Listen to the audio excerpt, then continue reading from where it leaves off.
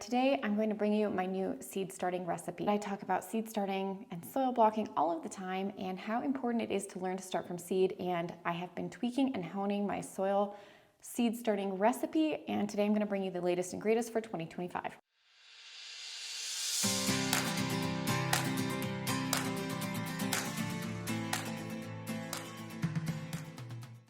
If you follow me for any amount of time, you know that I am staunchly peat-free in the garden. There are many reasons that I don't like to use peat-based seed starting soils.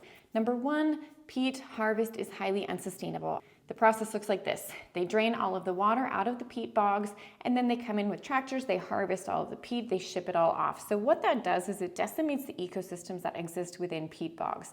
It takes a very, very long time to regenerate that. This is problematic for a couple reasons. One is that obviously these ecosystems are very delicate, but the other one is that peat bogs are actually the biggest sequesterer of carbon in the world. So globally, peat bogs sequester more carbon than even rainforests. They are very ecologically important. So this is the Coco Loco recipe. So this soil is by a brand named Fox Farms. This is not sponsored, but this is the best one that I have found. Fox Farms is really well known in the potting soil world as being high quality.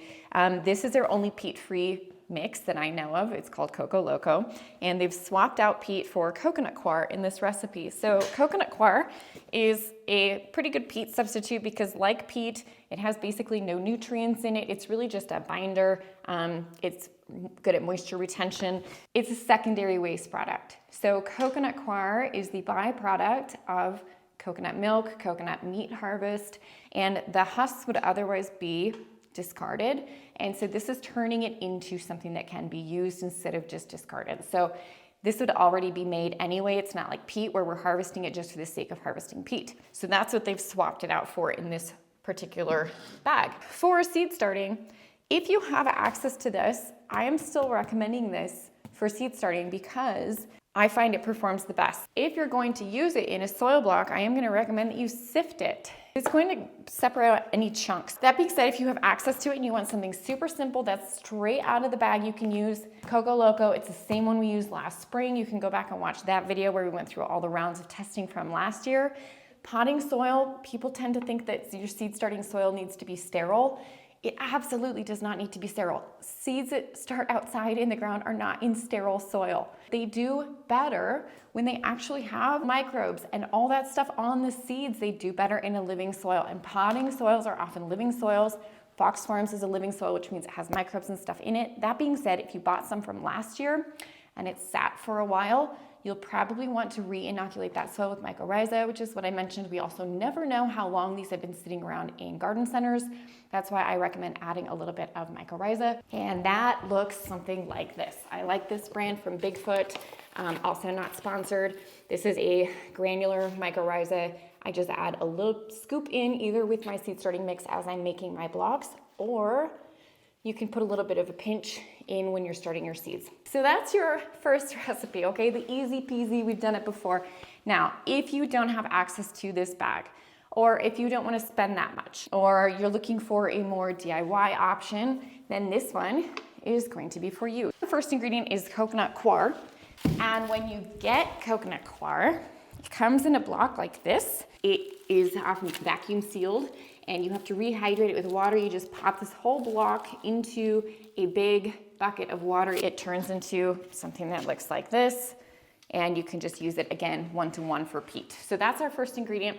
Our second ingredient is vermiculite, and vermiculite is added to a lot of soils, seed starting soils, as again, basically some drainage. It's lightweight. It helps with aeration so that our soil blocks don't get too dense. The last little ingredient here is worm castings. So worm castings, you may already know, worm castings are excellent for amending the garden. They have nutrients in them. They're living amendments, so they have a lot of microbes because these are made by worms who consume microbes. They live one-to-one with microbes. They coexist. They're all part of that soil food web. So worm castings are a really great thing to add to the garden. Now, normally we don't start seeds in worm castings because it gets very dense, especially when it's kind of pressed together. You can see we've actually got some clumps here in our worm castings. They can get quite dense, which can be too dense for soil blocking. So this is why we have our other two ingredients. In addition to our worm castings, we have our vermiculite and our coconut coir. So the benefit of this new recipe, there's a couple things. One is that you don't have to sift it. And the other thing is that it's more affordable. So if we're making a big batch of this, because the coconut coir is very inexpensive, and that's a big chunk of it, and the vermiculite is relatively inexpensive, and that's a big chunk of it, that saves us money over the potting soil. You could mix them together. So you could do half Coco Loco and half this new seed starting recipe just to help spread out this bag a little bit more, make it go a little bit further if it's expensive where you are. So first with this recipe, we need to remember that a part is a part is a part. So whether you're using a part that is a glass, a part that's a big jar, a part that is a bucket, a part is a part is a part. So I'm gonna start with 3 parts worm castings. So that's the bulk of this recipe, is the worm casting. So I'm gonna start by mixing 3 of those. 1, 2, 3. All right, now I'm gonna do 2 parts vermiculite. 1, 2, and then we'll do 2 parts coconut coir. Coconut coir can be known to be salty. If you get a good and reliable brand, it should be rinsed before use. But if you want it to be safe, you could give it an additional rinse just with water, like you would rinse rice before you use it in this recipe. So there's our mix. Give you a little close-up of what it looks like. So I've got my water. Let's measure it out. Here's 1 part water and 2 parts. I usually start with about that much. Let's mix it up and see how it's looking. Okay, definitely need another part.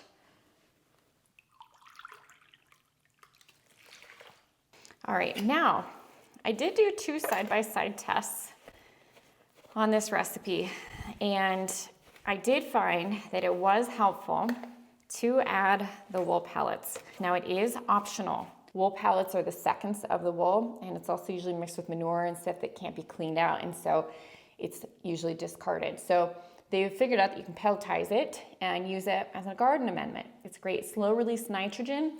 I have found that all of my plants perform much better when I add wool. So I did side-by-side tests, adding this wool and also not adding the wool. They did much better with the wool. You will want to add this wool, the step that I'm doing right now, if you are like me and you don't want to fertilize. And if you can get access to the wool pellets. Not everybody can. I do have a link down in my storefront below where you can get these wool pellets, or if you're skipping Amazon, just try going directly to Wild Valley Farms, or see if you can find wool pellets locally. It's another great option. So I've added my wool pellets to a glass. I've just added some water to that glass, and you'll see what happens as I did that is it's kind of loosening up.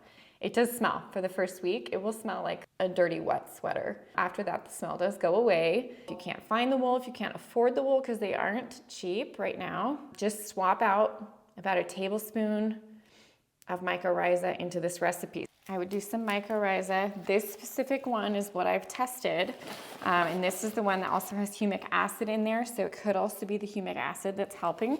But I just do a sprinkle of that into my mix. So again, that's if you can't do the wool. But we're just gonna go ahead and mix in this wool for example's sake. So now that it's moistened and rehydrated, it mixes in better. All right, let's punch out some blocks and see how these babies look. So here is the mini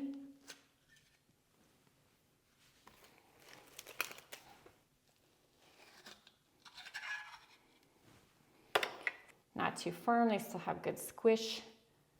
And that's it. So let's just summarize really quickly.